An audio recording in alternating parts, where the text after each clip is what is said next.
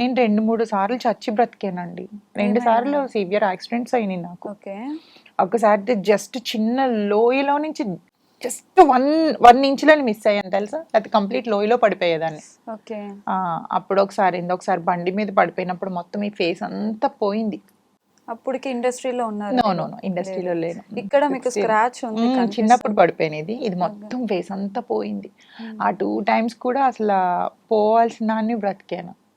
అంటే నా వల్ల ఏదో పనుంది దేవుడు బతికించాడు అనుకున్నాను. ఆరెల్స్ కష్టాలు పెట్టాలి అని అనుకున్నాడు అనుకుంటాను అని. బట్ ఉన్న దాంతో పోల్చుకుంటే నేను కొంచెం బెటర్ గానే ఉన్నాను అనుకుంటున్నానండి. ఓకే. ఒక్క హ్యాపీ మూమెంట్ కూడా లేదండి లైఫ్ లో? ఉంది, లేదు అని నేనేమన్ను. అదే నా కింద ఇంతమంది బతుకుతున్నారు అని అంటే, నేను ఈవెన్ నలుగురిని నేను పోషించగలుగుతున్నాను అంటే అది హ్యాపీ ఫీలే కదా. ఎస్.